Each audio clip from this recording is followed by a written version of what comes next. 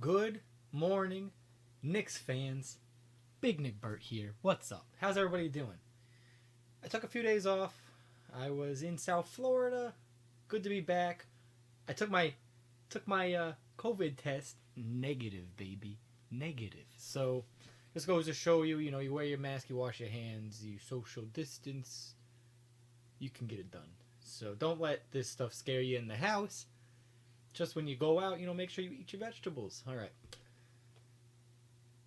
So, anyways, much love to my South Florida family. Had a nice birthday party for my niece. Got some good memes from it, and happy to be back. I missed like the third and like almost the entire second half of that Boston game, and probably thank God I did because it was bad. 75 points only. That being said, we came back and cleaned up against the Spurs, just like we were supposed to. McBride had a great G League outing, just like he's supposed to. These are all good things, man. I got a podcast coming later with my guy Joe Yoke over at Big Nick Energy, and he was saying, we don't really care about G League performance, at least single game G League performance, and that's fine. That's fine, because it's not all that important. I think what's more important is that he's consistently demolishing the G League. Like, he's not supposed to be in the G League. He's supposed to be in the NBA. So it's a good little workout for him. I'm glad they're using it because not every team has a G League. So, yeah. So, all good things.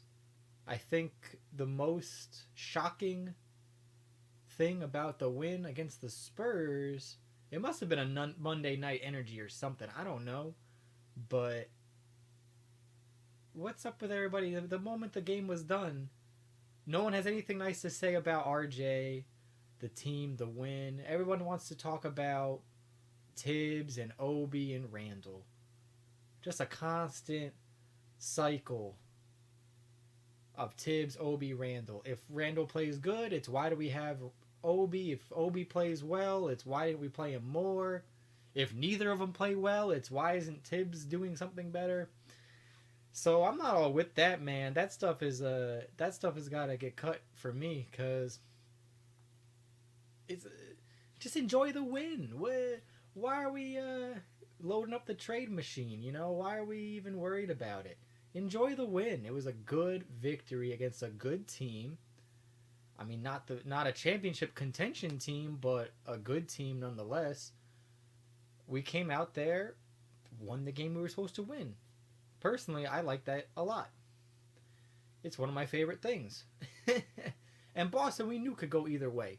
We knew could go either way. When we got that first win, we were down 25, and we came back. So we knew that how it was gonna be, and that's fine.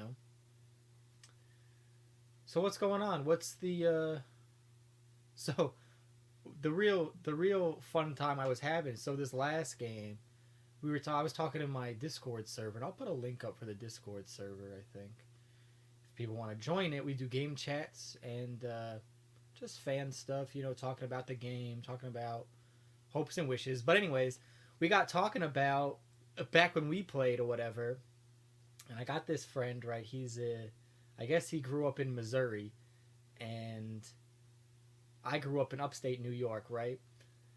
And we both had the same experience, which I think was hilarious. Like, how did these terrible ideas make it across the country? The terrible idea being shoot free throws, and if you miss a free throw, the whole team runs, right? He called them like Missouri free throws or something, Missouri drill or something like that. But I don't remember what they called ours. I got PTSD. I'm just like blanking that one out.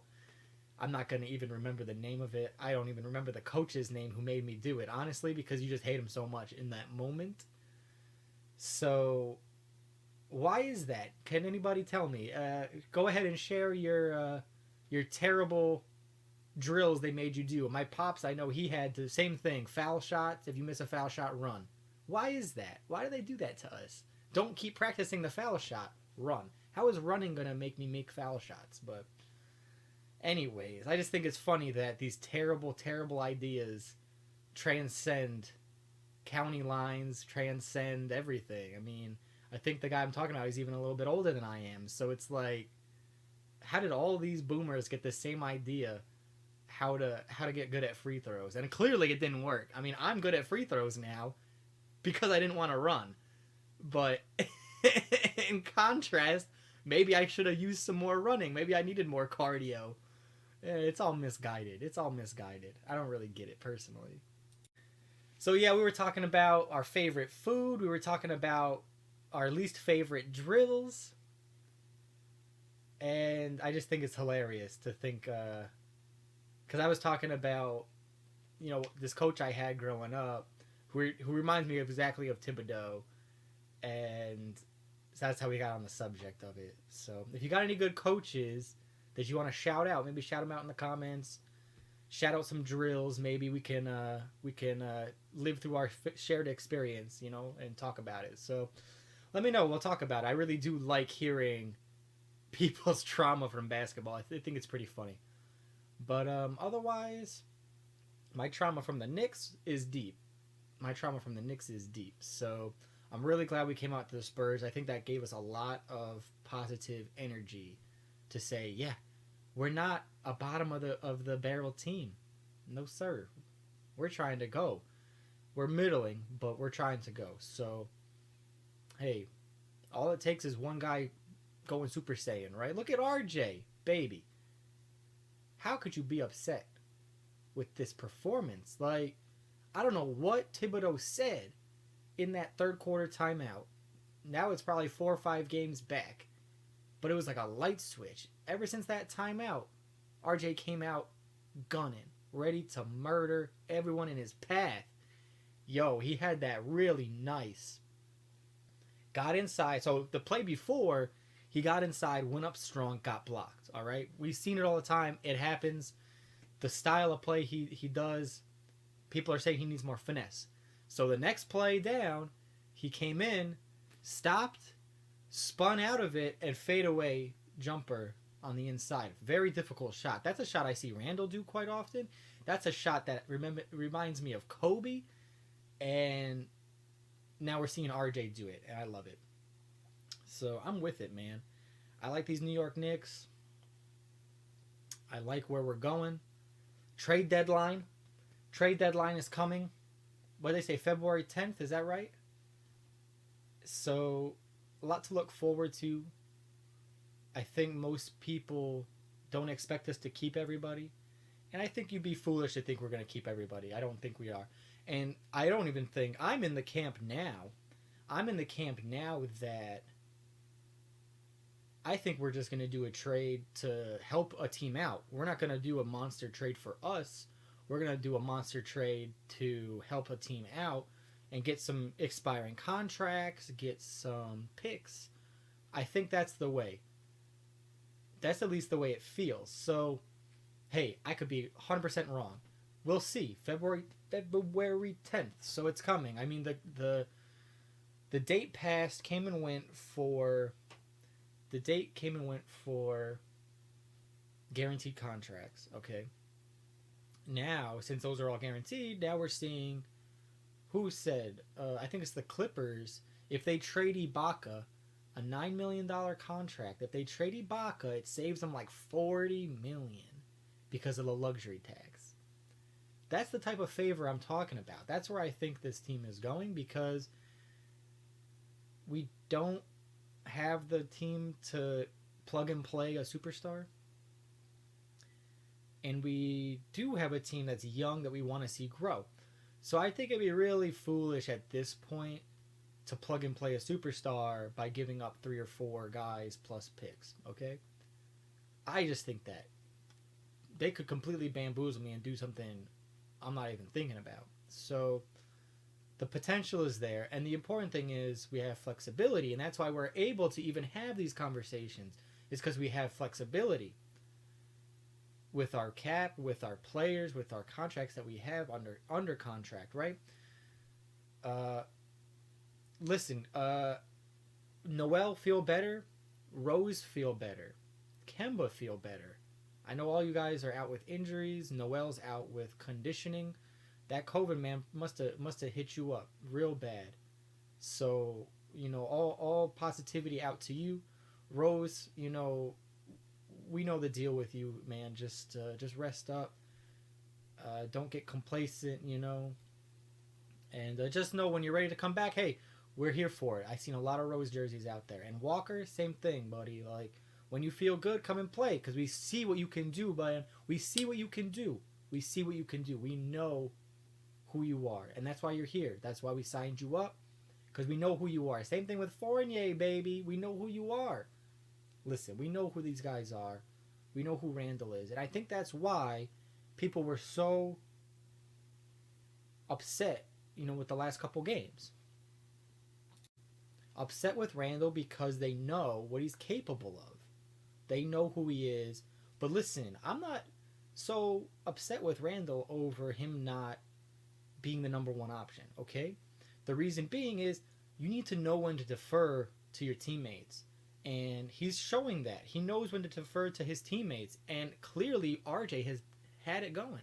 So let RJ go. And don't worry about it. Get your 10, 15, 20-point game quietly. Just be a good defender. Pass when you're supposed to pass. And hey, if our guys are hitting the open shots, we're going to see Randle with a double-double. 10 points, 10 assists. Shoot, why not a triple-double? 10 points, 10 assists, 10 rebounds. Why not? He's totally capable of it. But the team's got to hit the shots, and that's trust. But speaking of trust, my boy Quickly's got the start lately. I love it. I love it. I love seeing Quickly start at the PG because really where he was last year versus this year, night and day. He's making better decisions. He always keeps his dribble alive, which is what I like about him. But he's keeping his dribble alive better, making better decisions. And then two, the old guys, this is what we saw with Rose on the bench a lot, is Quickly gets into some trouble and Big Brother Rose is there to help him out. Love it. But now we're seeing that with Burks and Randle. And they're trusting the young guy to get the ball back. Once he gives it up, they're trusting the young guy to run the right plays and also make the right decision. I know he gets a lot of flack for shooting early in the shot clock, shooting logo threes, fast break threes, but that's the modern NBA. That's where we're going. 3 points is greater than 2 points. A 33% 3-point shooter is going to get you more points down the way than a 50% 2-point shooter, right? I think those numbers are right. So a league average 3-pointer is going to get you more than a league average 2-pointer. And that being said, IQ it. That's the guy. I mean, he's looking like a lot of star PGs with his floater, his ability to make the alley-oop, the 3-pointer, and his decision-making, keeping the ball alive. And he's got a low dribble point, which I really like. I don't think people don't really... They've been annoying him on his dribble, but it makes him pick it up. He doesn't lose the ball, which I appreciate. So, hey, Clyde says it all the time. PG is the hardest position to learn. And rightfully so. You got the ball. You got to make the decisions at lightning speed. So we're seeing a lot of really good things. The addition of Grimes as a shooter, Burks as a shooter, and that's the thing that I like. You can move Burks to being a shooter again, not a PG. So we're getting there. I like the Knicks. Everything's feeling good for me. Got this off the wall. It's been a minute. This is what I usually wear to MSG. Is that old time Knicks sweater. I like it, man. We're doing it. So, what are we looking for tonight? Dallas? Ooh, baby. We're looking for a big win. Someone said Frank is going to lock up quickly. And go ahead and never say that to me ever again. Don't say that to me, Frank is going to lock up quickly. We babied quickly. And Frank stands are the worst, man. I love you guys, but Frank stands are the worst, all right? Like, he's not even on the team anymore. You need to chill. If he gets good in Dallas, so what? Have fun in Dallas. But he's not on our team. Y'all need to chill. All right? Y'all need to chill. So that being said, big grudge match, all right? Big grudge match against Dallas. Our boy Randle's from Dallas. We got a lot of old Nick heads. It's going to be some good feelings. It's going to be some great feelings when we win, all right? That's Big Nick Burke. Big Nick energy, baby, all right? Keep it up. I'll see you at the game. Let's do it.